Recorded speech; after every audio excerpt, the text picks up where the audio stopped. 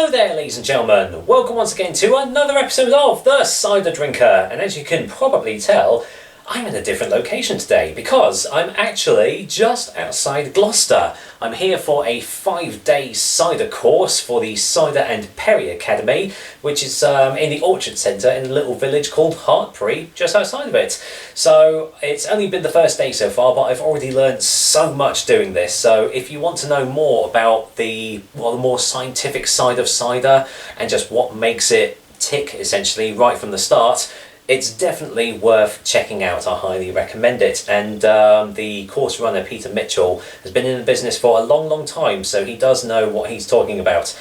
But while I'm here, I thought I might as well do some cider reviews. And today is actually one that I picked up very recently, which is kind of rare for me, because I normally have to do one that I've picked up like a year or so ago because of the date. But no, I picked this one up from Beers of Europe, because I finally actually managed to get around to visiting that place after God knows how long of actually knowing about it. And, well, I'm not going to lie, this one is slightly out of date, so it was in the clearance section at £1.50 for a bottle, but also, after a very long hiatus of like probably 7 or 8 years, I'm back with Watergull Orchards, and today I've got quite an interesting one. I am doing a bottle of their Farmhouse Cider with Grapefruit.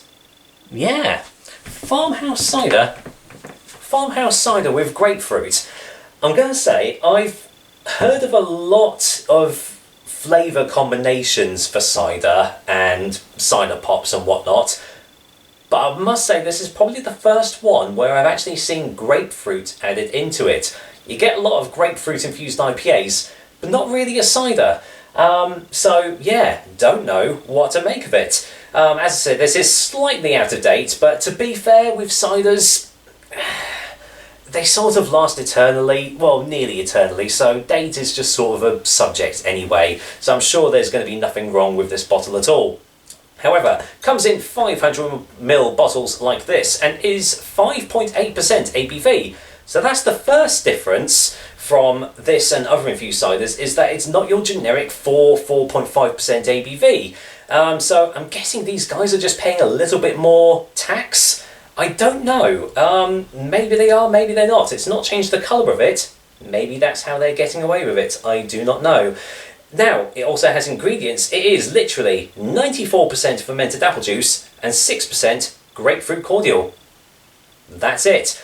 So it's not quite grapefruit, like fresh grapefruit juice that's going into it. It is grapefruit cordial, but it's better than grapefruit syrup, I must say. So yeah, pretty much almost natural ingredients going into this, so that's always a good sign. Apart from that, I have no more information about it. It's just grown and pressed in Cambridgeshire, Wisbech of places if you want to go and check these guys out. So, hey, gonna waste no more time. Let's get this cracked open. Let me bring it in just in case there's a fizz. There's not. It's still. Do you know what? I had a feeling it was going to be, because I think the last Watergull Orchard cider I did was also still.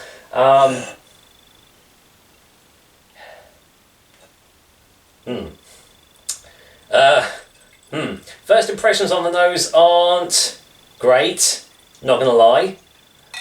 But as we all know, the smells from the glass and the smells in the bottle are very different sometimes, so let's get that poured in. Right, you can settle there.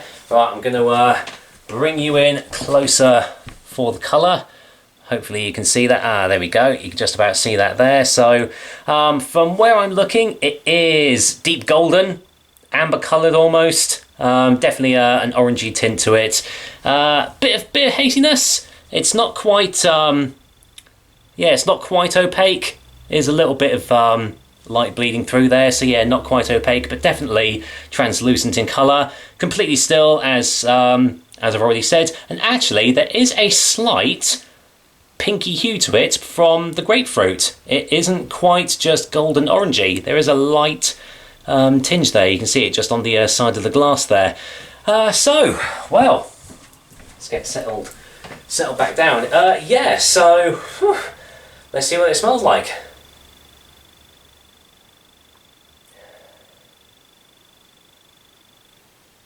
Okay, so Definitely, definitely doesn't smell as off-putting as it did in the bottle, because my goodness, in the bottle it really did not smell nice. But this smells sharp.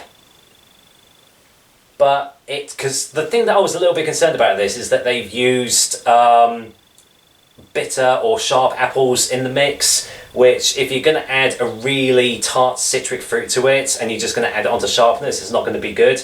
But no, this is just smelling nicely sharp. I am getting those grapefruity hints coming through, but it's a little bit subdued actually. Yeah, overall actually smells rather nice, rather inviting, so let's waste no more time and let's see what it tastes like. Cheers everyone. Well, Watergull Orchards, been a while, let's see what you're made of. Cheers.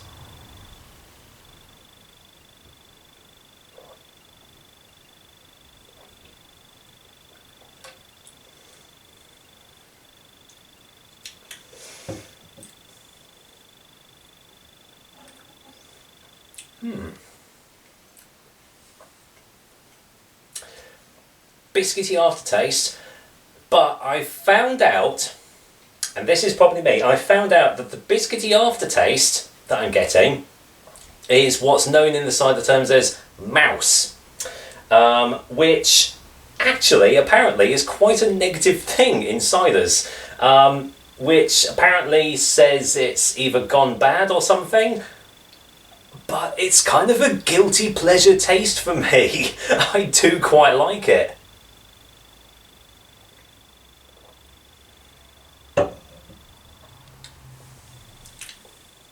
Now, grapefruit does definitely actually comes through quite a lot on the second sip. Blimey. Whoa, okay. That was very bitter from the grapefruit. The acidity is quite biting as well, especially on the initial taste. However, that mousy, biscuity aftertaste that's coming through, the bready, almost doughiness, is coming through on the aftertaste, and mercifully, it's actually balancing it out, and it's giving it a nice, sweet undertone to things.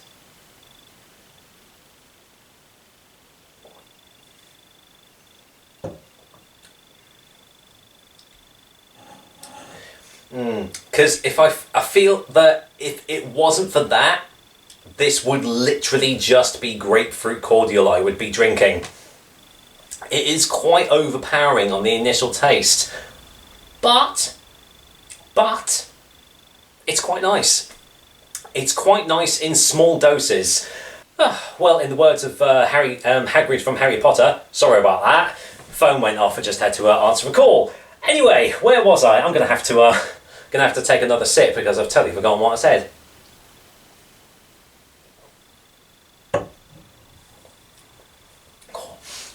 Coming back to it, actually, the biscuity, the mousiness is definitely very prevalent in this cider now.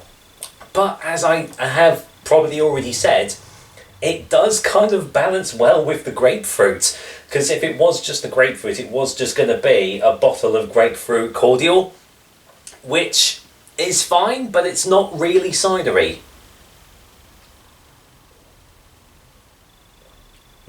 And then on that taste, more of the grapefruit comes through, with the biscuity, bready undertone to it. So, in a way, it's very different. I'm going to say that. This is not going to be to everyone's taste, but it is to my taste.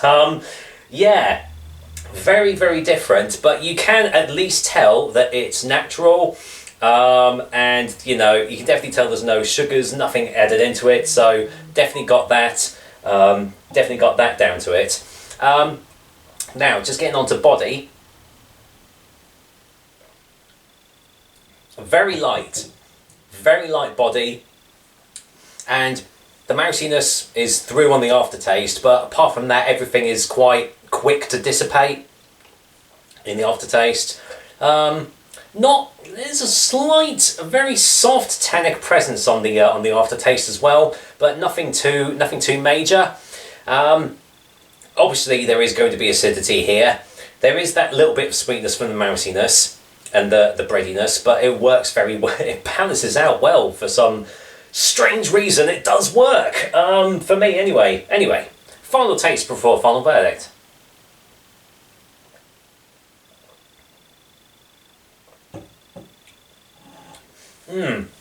So, in conclusion, this is a very different tasting cider, but it's a different tasting cider that I feel that you need to try out just to see if you are going to like it, because there's not really anything else quite on the market that tastes like this. But for me personally, I think it does work quite well. The sharpness of the grapefruit corresponds with the sweetness in the biscuity sort of aftertaste to it, and I'm assuming the base cider is going to be relatively sweet as well from the taste of it anyway. So in that sense, kind of balances out and does actually make it quite nice. I can't see me having any more than one bottle of this stuff, but it's definitely one to try out. So, haven't got a chalkboard, so it's going to be the original scoring system I used to do, but for a final verdict, Watergull Orchard's Farmhouse Cider with Grapefruit is going to get a 7 out of 10. It's definitely one that I would recommend and try out, and as I say, I personally like it. There are going to be some people out there that are absolutely going to hate this cider, so obviously go in with a bit of trepidation, but it's one of those ones that I feel you've got to try before you die, in a way, just to see what it tastes like. But for now, that's another episode of the Cider Drink for you guys. I hope you liked it, and as usual, I'll be back with another delicious and tasty cider soon. Until then, well, cider with grapefruit. Who'd have thought it? What other flavours am I going to find in the future? We'll find out. Take care, guys. Till next time.